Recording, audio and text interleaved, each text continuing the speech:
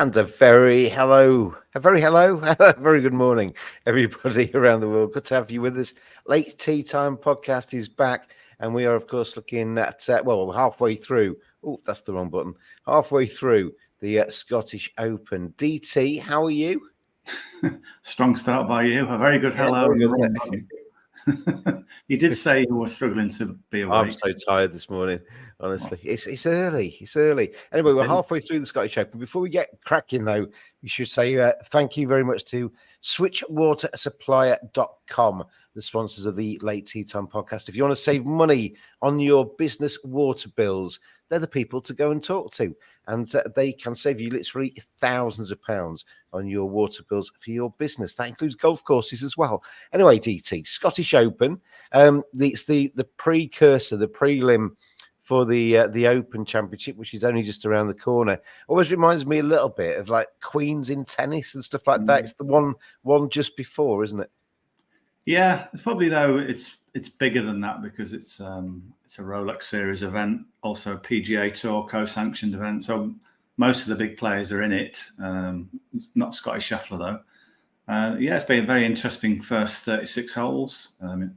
Up there at the Renaissance Club in North Berwick, beautiful part of the world.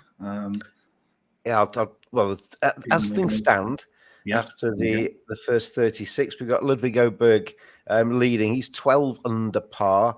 We've got Rosner at 11 under. Sanjay Yim is 10 under, so he's at Manacero. Then you got Rasmus Højgaard is 9 under. Del Rey is 9 under. Then you got Rory and the like just behind them.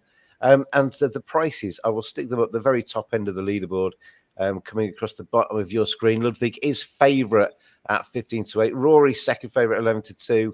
And you got Colin Morikawa 10-1. Sanjay Yim at 11-1. Sahith Theegala 20s. Rosner 22s. We've obviously seen 36 holes. We've got 36 holes still to play up there. How does that shape your thoughts then in terms of the markets? Yeah, I was looking historically what happens at halfway here. If you add in the 2017 Senior Open that was held at the Renaissance Club, we've had 6 tournaments there. 3 times out of the 6, the halfway leader has gone on to win, which is good news for Ludwig Oberg fans because he's the man on top at the minute. I actually do think he's the one I'd back now, 15-8. He's just playing great. He looks totally in control. There's nothing too scary in the weather to suggest, he's suddenly going to shoot 75. It looks all...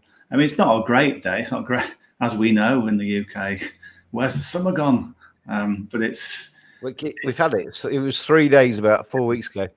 Yeah, but this is sort of typical of what we've had so far. The forecast today is light rain and a gentle breeze kind of thing. So it's sort of wind of about 10 miles an hour, and it certainly doesnthink get worse in the afternoon. If anything, it gets slightly better for the late starters. It do go off quite late. That's why we're doing this morning, because I think the last pair go off at 3:50 UK time. It's obviously up in Scotland. There's lots of daylight hours left, and those US TV audiences want to see as much as they can. So late tea times today, which is appropriate for our podcast name.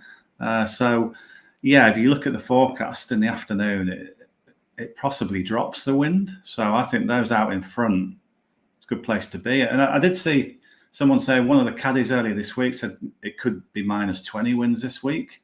I mean, in the past, Xander Schauffele won with -7 when it was really windy. So, I think if you're playing well and you're up the top, good chance that you stay there.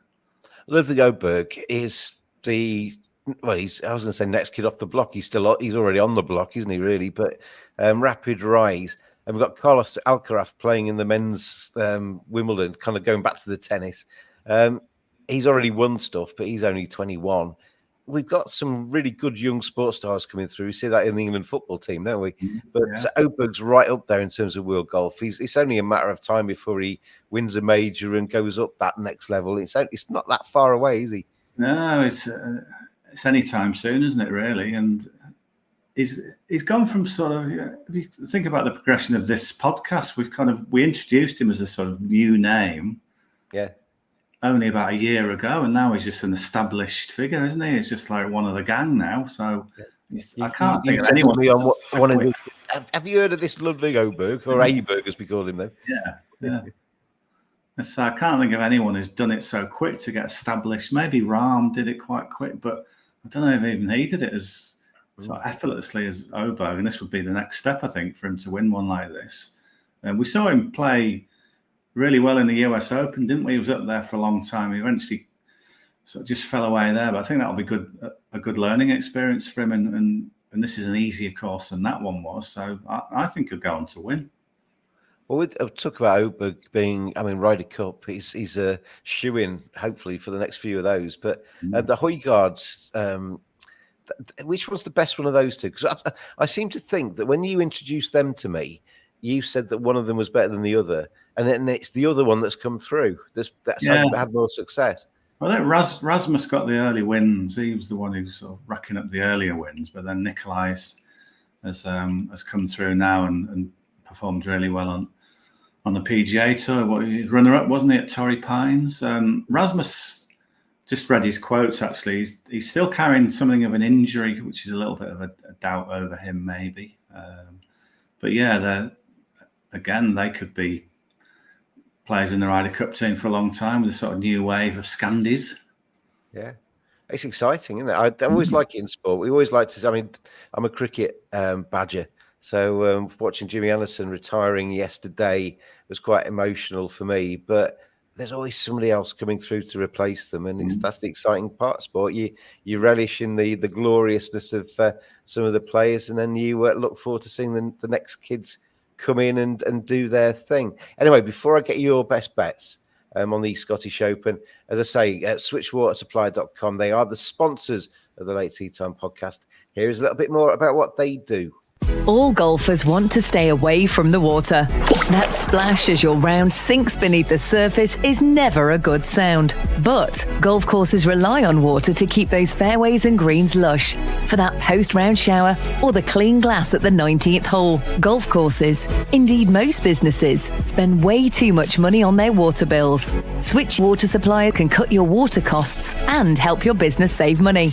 Register now at switchwatersupplier.com. They will do all the hard work and get your business the very best price for your water supply and claim money back if you've been overcharged. Switchwatersupplier.com. Switching made simple. Switching made simple with switchwatersupplier.com. Anyway, DT, we've had a lot of natter there, but let's get into the what people are actually tuned in for. What are the best bets then ahead of the final 36 holes up there in Scotland? So I've already mentioned one Swede, Ludwig Oberg, who I think is a bet, if you want to make that an official bet, just him to win. But if you look on the official DP World Tour scoring rather than the PGA scoring, although maybe they've got it on there as well, I've not checked, but on the DP World Tour scoring, next to each player's name, there's a little claret jug. And that means if you've got one next to you, it means you're into next week's Open Championship. You're playing, you're in the field. So if you look at down the list of the leaderboard, who's not got one next to the name? There's a few, but one of them is Alex Noren, who I must admit I've got a vested interest because I backed him for the Open, thinking, he's bound to be in it, isn't he? And he's not. So I've got him at 150s because he's a really good links player, and he's showing it again this week, Alex Noren. So there's 3 places up for grabs basically for those who are not exempt. So he's occupying one of them. I think that's a big incentive for him. So I really like him. I think he's had loads of really good form this season. Just had a tiny dip recently, but he's back on it again this week. And I think there's 2 ways to play him. And I would say my best bet at halfway is just a straight match bet, him to beat Rory McIlroy. Okay. Yeah, controversial. He's 11-5. I think you might be able to get better than that, but I think 11-5 you can get Alex Noren. So north of 2-1. So there's 2 elements. It's a pro Noren bet. He's playing really well. He's, as I say, he always plays well on links golf. He's got nice stats across the board. If you look at him this week, I just think there's a weakness there in Rory at the minute. I don't know what. It's almost like he's cruised to his position so far, done quite well. But when I spoke to him yesterday, he said his swing's not quite at it. He's not quite where he wants it. His putting stats aren't very good. I just think the pattern for Rory this this week might be to cruise along quite well, and then when he tries to push the accelerator on Saturday moving day, he might just not have it, and then we'll see him come fast in the final round to sort of give himself a nice send off for the Open. So I think he's vulnerable today, McIlroy, and I think Noren is a good man to catch him. So I just think 11-5 is some good value if you want to make that your main bet, just a simple 2-ball match bet. And if you take him at 25-1, then from what you've said, that as well, he's not somebody that's going to give up on the final 9 if it's kind of drifting away. He's going to fight, isn't he? Every incentive, yeah. So that was the other part I was going to say. As well as that, back him each way at 25s because has he got maybe 7? He's got a lot of DP World Tour wins, but he's never won on the PGA Tour, and this obviously counts as a PGA Tour win. So he's a feisty customer, Noren. I think he's got the kind of the skills, the know-how, the cunning to play well here. And just with the weather a little bit not great, it's nothing bad, but it's just a bit miserable. I think he will be more used to that than most, happier than most in that. I think he's a decent shout. Definitely to beat McIlroy, definitely each way as well. I was thinking as well with the golfers, like Rory saying he isn't quite happy with his swing, and he's saying that if that's in his head, then that makes a difference, doesn't it? Just psychologically, if you are starting to push it, then it's not quite there for you. Whereas people that are really comfortable with their swing, they haven't even got that. Those gremlins aren't there, are they? Yeah, and I think today as well, if Oberg starts to sort of make birdies and pull clear, Rory will think, right, I've got to chase him down. I think if you're not quite on it, that's when mistakes happen. So yeah, that's my prediction for Rory today. I think he might have a bit of a sticky one. He shoots 62, but you've got to back yourself to try and predict what might happen. I think Noren's a good value bet at least to beat him. Yeah, so if you don't trust DT, then just back Rory now. Go all in on Rory. Anyway, always gamble responsibly, everybody. So we've got Ludwig Oberg to win. We've got Alex Noren on our slip. Is there anything else, DT?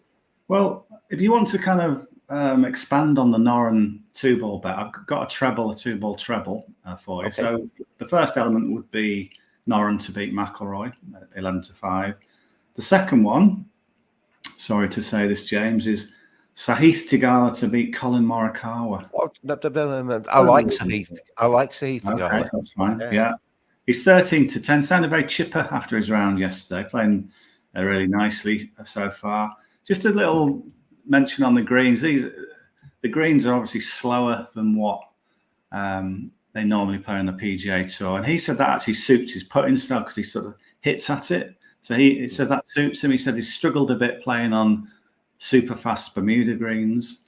So he quite likes growing up in California where it's a bit dewy and misty and, sometimes, and the greens are bumpy, Poana.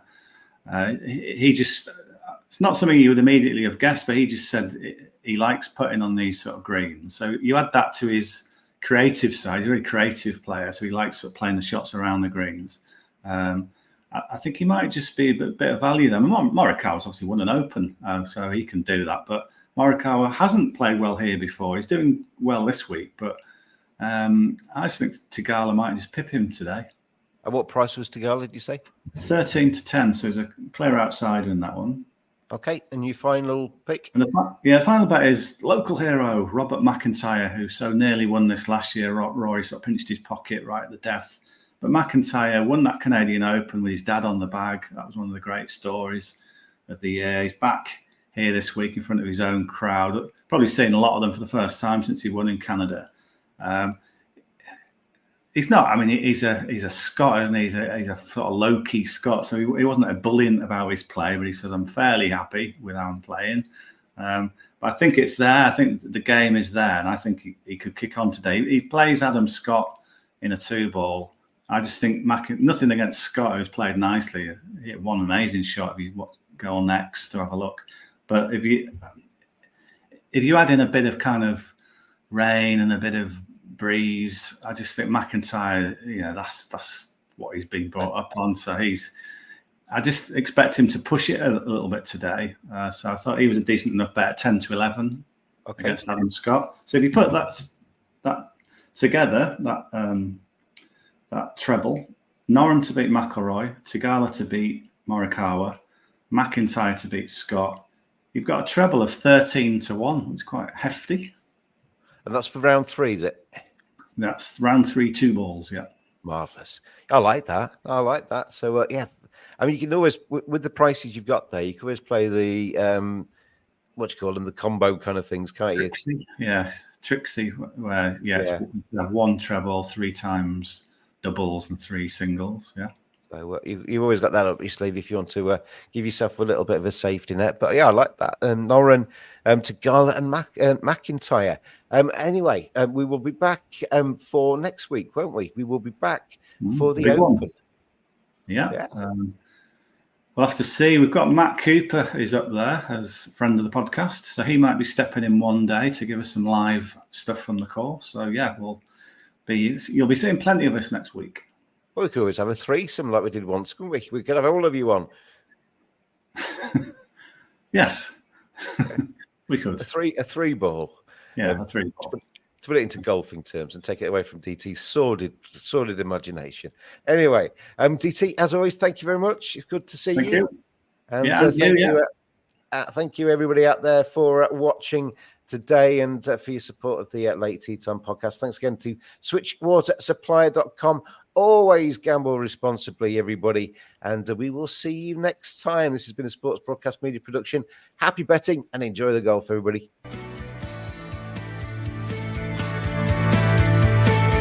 Always gamble responsibly. Visit begambleaware.org for more information.